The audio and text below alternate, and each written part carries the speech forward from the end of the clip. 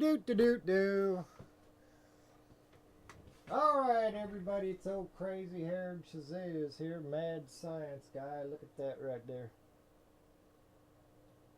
Alright, now I posted a link over there in Twitch to a better drawing of this, but just in case there was a blooper, it's a simple flyback driver. Let me see here. Take a screenshot of that if you need it for reference. And I'll be here for that.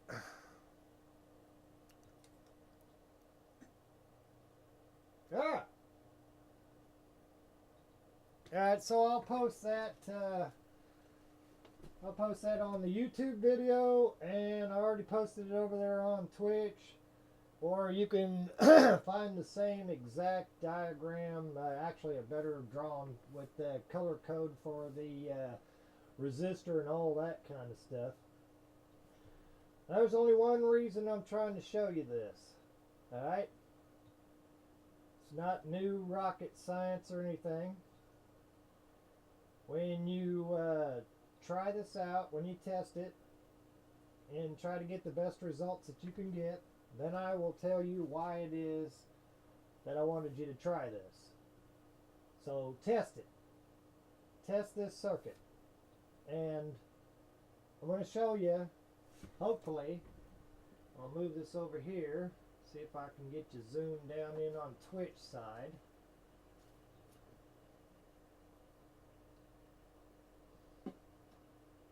Get you in there.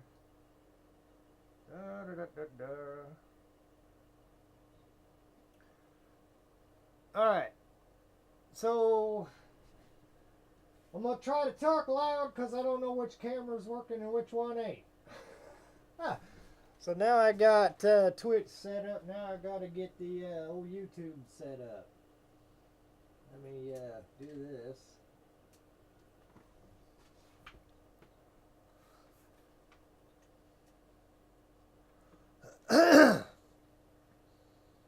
Alright, so we should be good there.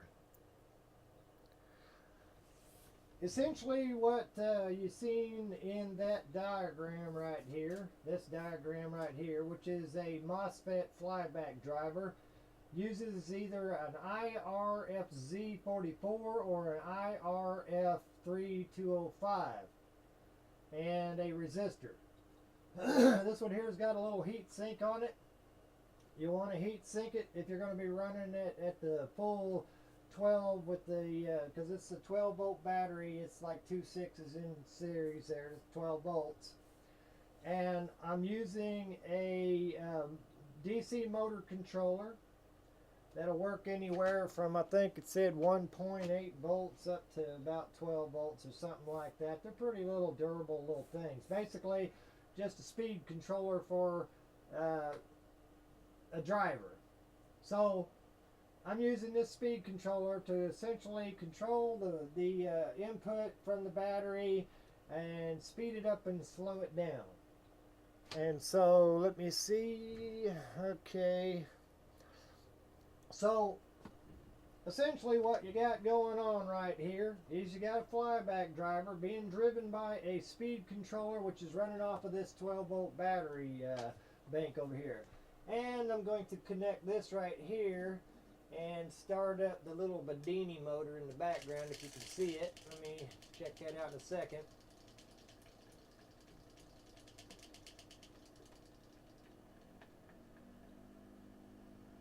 Yeah, let's see if that thing stays running.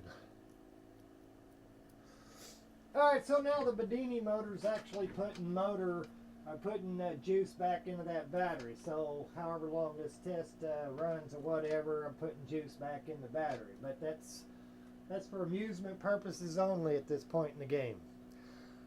So anyway, so you got the motor driver running off of the 12 volt power pack there, the two 6 volt batteries in series. The motor driver is putting power to the flyback driver, which is driving this little flyback transformer that's kind of put together with some scraps that I had, an old I think this was out of a fan out of a microwave, and I think the ferrite core was out of a old TV or something like that. And then I got the turns on the deal and the center tap on the primary side of it. And so when I turn this on, just barely turn it up a little bit. You see, I want it just barely on there.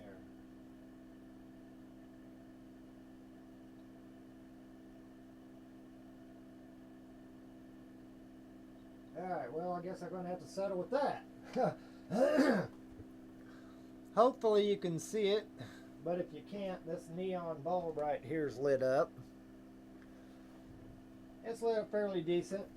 And I'm going to take my voltmeter, and I forgot to mention that on the output of the secondary, I'm running the AC current. In the diagram, you'll see me run the AC current through this 1000 volt 100 amp bridge rectifier. And it doesn't matter which one of these 3 pins you put it on, you're still going to get DC out the other side. And so instead of using this right here, you can also use one of these little adapters. It's 120 volts, and I think this one's down to about 9 volts. So taking essentially the motor driver, running the MOSFET circuit, the flyback driver, that is in turn pulsing the primary, inducing a current into the secondary, and producing high voltage to light up the neon bulb, and then producing either an AC wave or a pulse DC wave that's going out and being stepped down by that transformer and rectified into DC current.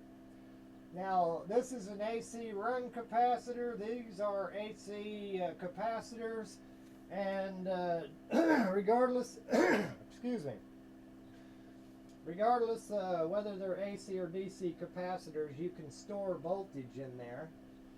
Let me see if I can do this. One there and one there. And you'll note that right now I got -7 volts because I got the terminals backwards. Let's try this again. Alright, now I got 8 volts. 8 volts and slowly rising. Now, at this point in the game, the MOSFET is just warm. It's not hot, it's just warm. Alright, now I'll drive it a little bit harder and then take another voltage reading. Hopefully you can see that on both of the deals. Alright.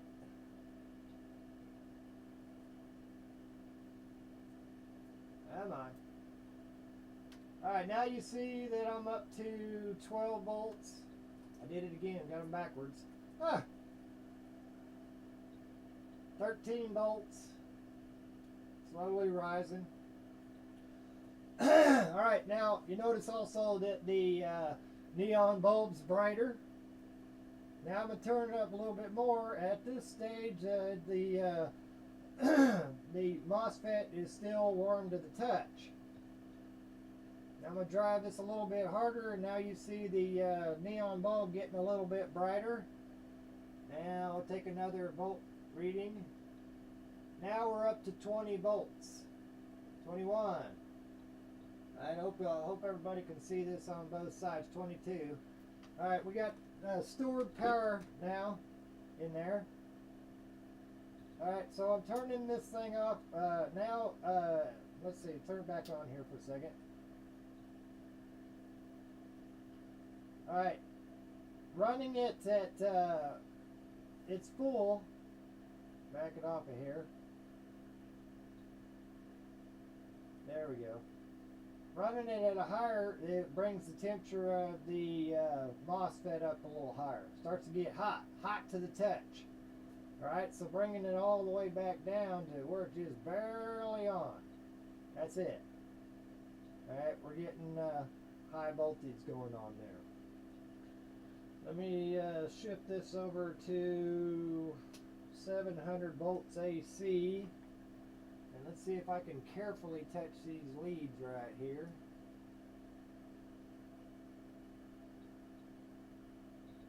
Alright, now,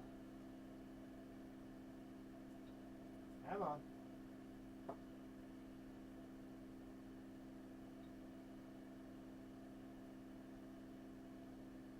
Saying about, that's 7 volts AC. Let's crank it up a little bit.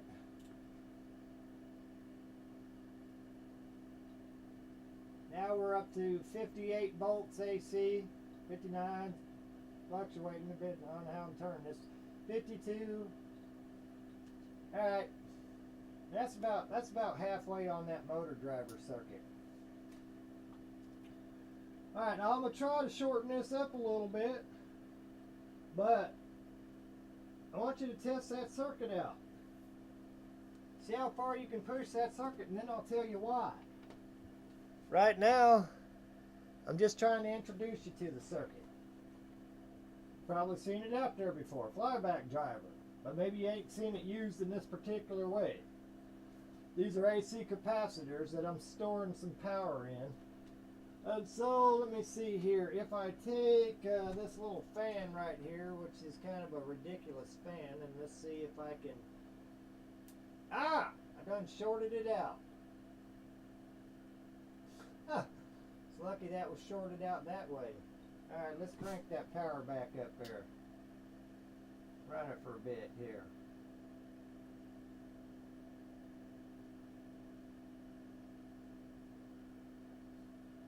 Alright, let's try this again. That's why you got to be careful about this stuff. Now, do you see that fan kick on?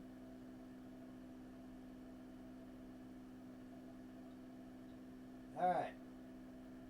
Now, that stored energy in there just turned back into usable current again.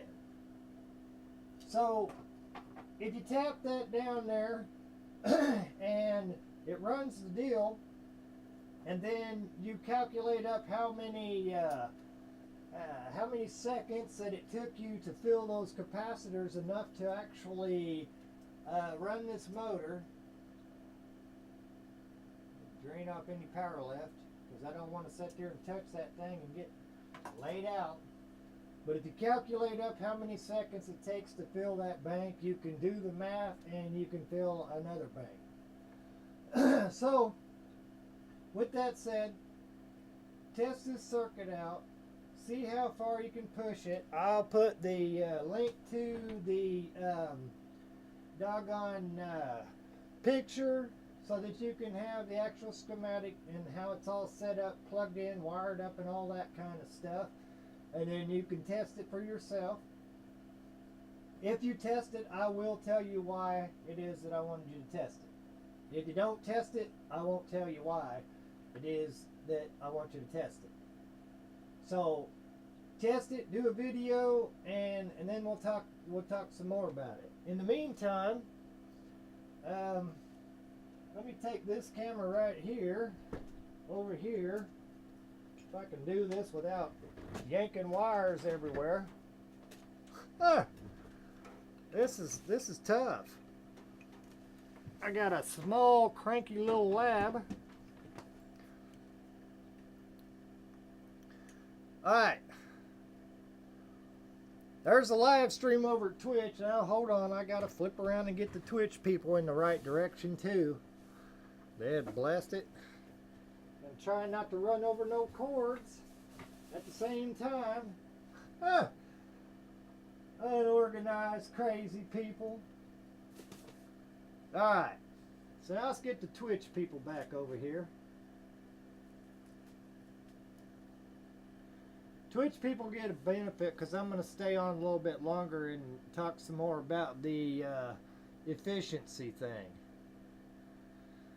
Alright, so if you're out there on Twitch, you just got to see me make a YouTube video. That's going to be up on YouTube. If you're over there on YouTube, then jump over there on Twitch to watch the live stream, and we'll talk more about some efficiency stuff. There's a comment in there, Blade Runner, go to tilt that voltmeter a little more, is just reflecting the light. Oh, okay. Sorry about that, Blade Runner. It was 50 some odd volts. I'll have to when I do the video uploaded, I'll be able to sort it back out. But nonetheless, that's from a MOSFET, and basically you're pulsing a flyback driver. And I'll explain a little bit more. I'm going to go ahead and shut off the YouTube video and address my Twitch fans. So if you're watching the YouTube video, when I get it up running, there's going to be Twitch streams on there a lot, and I'm going to be showing you some real-time lab work. So that's what that's all about. Right now, just want to introduce you to this circuit, and if you test this circuit, I'll tell you why it is I wanted you to test it, and I think you'll be pleased. So with that said, peace and love everybody on YouTube. Give me a second on Twitch, and I'll be answering questions inside that chat room. And I can actually probably take you back over there and redo that voltmeter for you. But right now, Blade Runner said P equals dW or dt to where P potential power watts.